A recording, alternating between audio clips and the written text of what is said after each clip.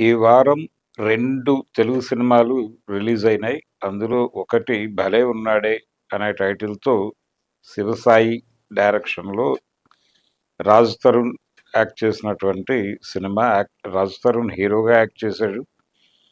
ఈ సినిమాలో కంటెంట్‌కి సంబంధించి డైరెక్టర్ గారు చాలా సీరియస్ విషయాలు తడమాలి అనుకున్నారు. అందులో ప్రధానంగా సింగిల్ మదర్ ప్రాబ్లమ్స్. పెళ్లి చేసుకునేటప్పుడు ఇద్దరు ఇండివిడ్యువల్స్ కాపురంలోకి ప్రవేశించే ముందు వారికి ఎటువంటి శిక్షణ ఉండదు. నిజానికి ఇది చాలా పెద్ద సబ్జెక్ట్. ఒక పని చేయాలంటే ఆ పనికి సంబంధించినటువంటి అన్ని విషయాలు తెలుసుకోవడానికి కోర్సులున్నాయి. శిక్షణ ఉంటుంది. అయితే ఎటువంటి శిక్షణ లేకుండా ఒక యాక్టివిటీలోకి వెళ్ళి నెగ్గుకు రాగలగటం అనేది జనరల్‌గా మనం పెళ్లి అనే వ్యవస్థలో చూస్తాం. ఇలా అనేక అనుమానాలతో ప్రవేశిస్తారు. అంటే అవతల మనిషి ఎవరో తెలీదు. అతను ఎలా బిహేవ్ చేస్తాడో తెలీదు. ఆడపిల్లలైతే. అలాగే మగపిల్లలకు కూడా అవతల తన లైఫ్‌లోకి ఎంటర్ అయినటువంటి ఒక కొత్త మనిషి ఎలా ఏ విషయానికి ఎలా రియాక్ట్ అవుతుందో తెలియదు. ఇలా అనేక గందరగోళాల మధ్య వాళ్ళు జీవితంలోకి ప్రవేశించి ఒక్కొక్కటి నెమ్మదిగా తెలుసుకుంటూ ఉంటారు. ఈ తెలుసుకునేటువంటి ప్రయత్నము, అర్థం చేసుకునేటువంటి సంయమనము, సంస్కారము ఇవన్నీ వాళ్ళకి ఉండాలి అని మనం అనుకుంటాం. లేని సందర్భాల్లో చాలా గందరగోళాలు జరుగుతాయి జీవితంలో. దీనికి సంబంధించి ఎటువంటి ట్రైనింగు ఉండదు. శిక్షణ ఉండదు. కానీ అనేక మంది అనేక రకాలుగా ఇన్‌ఫ్లూయెన్స్ చేస్తూ ఉంటారు. ఆ ఇన్‌ఫ్లూయెన్స్‌ల ప్రభావంతో జీవితాలు గందరగోళం చేసుకునేటువంటి జంటలు చాలా కనిపిస్తాయి మనకి. ఇది చాలా టిపికల్ సబ్జెక్టు. కొంచెం ఎక్కువ రిసెర్చ్ అవసరమైనటువంటి సబ్జెక్టు. అలాగే నేనిందాక ప్రస్తావించినటువంటి సింగిల్ మదర్ ప్రాబ్లమ్ కూడా. ఇలాంటి కొన్ని మంచి ఎలిమెంట్స్ అంటే డిస్కస్ చేయటానికి, చర్చించటానికి అవకాశం ఉన్నటువంటి, చర్చించదగినటువంటి ఎలిమెంట్స్ తీసుకొని, వాటి ఆధారంగా ఒక కథ అనుకుని మొదలుపెట్టినటువంటి సినిమా ఇది. శివసాయి వర్ధన్ డైరెక్షన్‌లో వచ్చినటువంటి 'భలే ఉన్నాడే' అనేటువంటి సినిమా. అయితే ఏ విషయాన్ని ప్రాపర్‌గా స్టడీ చేయలేదు ఈ డైరెక్టరు అని అనుకోవాల్సొస్తుంది. ఫైనల్‌గా సినిమా చూసిన తర్వాత. 'భలే ఉన్నాడే' అని టైటిల్ పెట్టుకున్నారు గానీ, ఏదో ఉన్నాడులే అనిపించేలాగా తయారైంది ఫైనల్ కంటెంట్.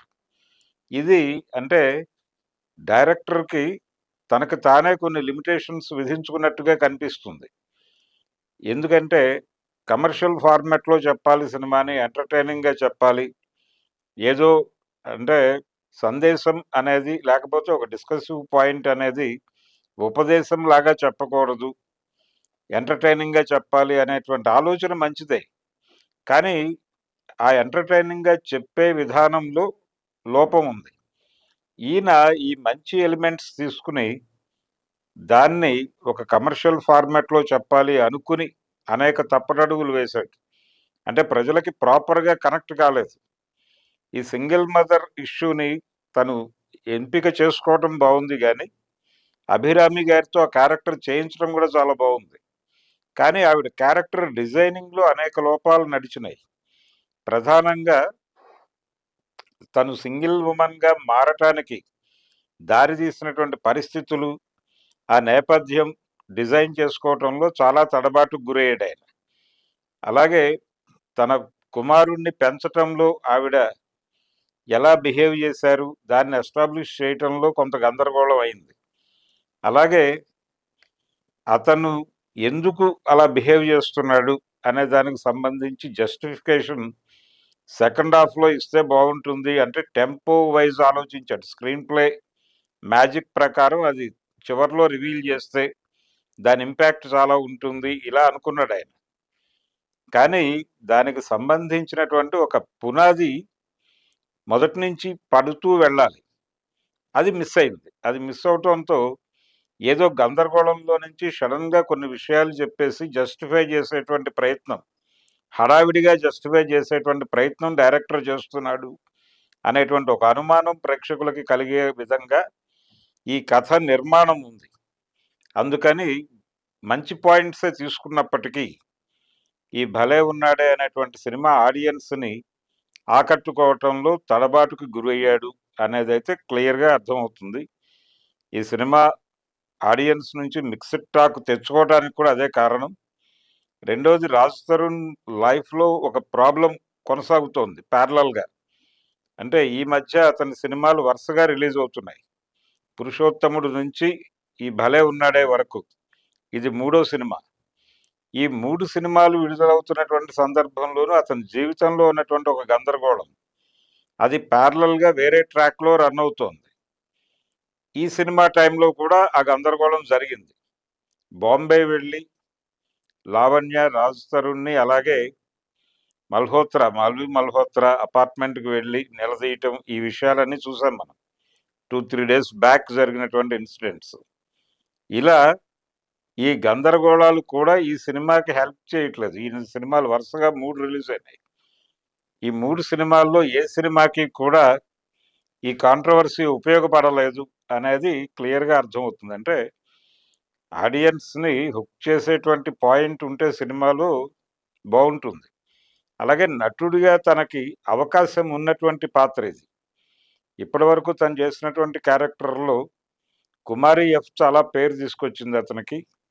అలాగే దీనికి ముందు అతను నటించినటువంటి మొదటి సినిమా 'ఉయ్యాల జంపా'లో కూడా మంచి పేరే తీసుకొచ్చింది. పర్టిక్యులర్‌గా డైలాగ్, డిక్షన్‌కి సంబంధించి అతనికి కొంత జ్ఞానం ఉంది అనే విషయం ఆడియన్స్‌కి తెలుసు.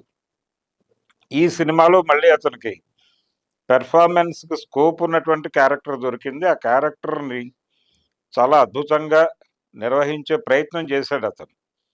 కానీ దానికున్నటువంటి పరిమితుల కారణంగా తను ఎంత చేసినప్పటికీ అది స్ట్రెయిట్‌గా ఆడియన్స్‌కి రీచ్ అవ్వటంలో తడబాటుకి గురయ్యింది. అది నిజంగా అతని దురదృష్టంగానే చెప్పుకోవాలి. 'రాజ్ తరుణ్‌కి' సంబంధించి దురదృష్టమే. అలాగే హీరోయిన్, హీరో క్యారెక్టర్ అలా ఉంది. హీరోయిన్ పాత్ర విషయానికొస్తే 'మనీషా' తను అంటే తన పర్సనాలిటీకి తగినటువంటి క్యారెక్టరే ఇది. కానీ ఆ క్యారెక్టర్ డిజైనింగ్‌లో కూడా కొంత గందరగోళం ఉంది. డైరెక్టర్ వైపు నుంచి జరిగినటువంటి ఇబ్బంది. అంటే ఆయన ఫార్ములాలో చెప్పాలి అనుకోవడం వలన జరిగిన గందరగోళం. అభిరామి గారి క్యారెక్టర్‌లో ఎలా జరిగిందో దాదాపు మనీషా క్యారెక్టర్ విషయంలో కూడా అదే జరిగింది. అందువలన 'భలే ఉన్నాడే' అనేటువంటి సినిమా ఆడియన్స్‌ని 100కి 100% మెప్పించటంలో కనీసం ఆ సినిమా పరిధిలో అయినా సరే ఆకట్టుకోవటంలో వైఫల్యం చెందింది అనే చెప్పక తప్పదు. ఏదో ఉన్నాడులే అనిపించేటువంటి పరిస్థితిలోనే సినిమా ఉంది. కానీ ఒక మంచి విషయాన్ని 2, 3 మంచి పాయింట్స్‌ని, మంచి ఎలిమెంట్స్‌ని చర్చకి పెట్టే అవకాశాన్ని ఒక రకంగా నిరుపయోగం చేసుకున్నాడు దర్శకుడు అని కొంచెం బాధ కలిగించేటువంటి సినిమా ఇది. టెక్నికల్‌గా కూడా అంటే స్టా సినిమాకి సంబంధించి కాస్టింగ్ బానే డిజైన్ చేశారు. అలాగే ప్రొడక్షన్ వాల్యూస్ కూడా ఆ సబ్జెక్ట్‌కి తగిన పద్ధతిలో నడిచినాయి. ఎక్కడా పెద్దగా తగ్గలేదు. అంటే డెఫినిట్‌గా సినిమా వర్కౌట్ అవుతుందనేటువంటి నమ్మకం ఉంది. ఆ నమ్మకంతో చేసినటువంటి ప్రాజెక్టే. యూనిట్‌లో కూడా కాన్ఫిడెన్స్ ఉంది. అంటే కమర్షియల్‌గా వర్కౌట్ అవుతుంది. మనం కొత్త ఎలిమెంట్స్ చెప్తున్నాం. కమర్షియల్ ఫార్మాట్‌లో చెప్తున్నాం అనేటువంటి ఒక కాన్ఫిడెన్స్‌తో వెళ్లారు గానీ, ఇది ఆడియన్స్ ఎలా రిసీవ్ చేసుకుంటారు? రొటీన్ కమర్షియల్‌లో మనం అంటే రొటీన్ కమర్షియల్ వేలో మనం చెప్తున్నాం. కొత్త పాయింట్ చెప్తున్నాం. దీన్ని ఆడియన్స్ ఎలా రిసీవ్ చేసుకుంటారు? ఇలా చెప్పడానికి సంబంధించి చాలా పరిమితమైనటువంటి పద్ధతుల్లో వెళ్లారు. ఒక్కొక్క సంఘటనని రివీల్ చేయటానికి వీళ్ళు ఎంచుకున్న పద్ధతి చాలా ఇబ్బందికరంగా తయారైంది. ఉదాహరణకి హీరో క్యారెక్టర్‌ని రివీల్ చేయటానికి ఎంచుకున్నటువంటి పద్ధతి. అంటే అతను ఈ పెళ్ళిళ్ళలో పెళ్లి కుమార్తెలకి చీరలు కట్టేటువంటి అది కూడా ఒక వృత్తిగా మారినటువంటి ఒక సందర్భం. దాన్ని ఆ వృత్తిని తీసుకొని పనిచేసేటువంటి ఒక ఆ పనిలో ఉంటాడతను. ఇది ఇది రివీల్ చేయాలి ఆడియన్స్‌కి. ఆ రివీల్ చేసేటువంటి పద్ధతి చాలా అంటే కమర్షియల్ అని డైరెక్టర్ అనుకున్నాడు గానీ అది అది జనాలకి చిరాకు కలిగించే పద్ధతిలో ఉంటుంది. ఇలాంటివి కొన్ని పరిహరించుకుని ఉంటే సినిమా డెఫినెట్‌గా అలరించి ఉండేదేమో. ఏది ఏమైనా తను అనుకున్న పద్ధతిలో కథని ప్రెజెంట్ చేశాడు. సినిమాని ఆడియన్స్ ముందుకు తీసుకురావటంలో కొన్ని తడబాట్లకి గురవటం జరిగింది. టోటల్‌గా ఈ సినిమా ఇబ్బందికరమైనటువంటి ఫలితాన్నే రాబట్టింది. ఈ సినిమాకి ఔట్ ఆఫ్ 5 నేనిస్తున్నటువంటి రేటింగ్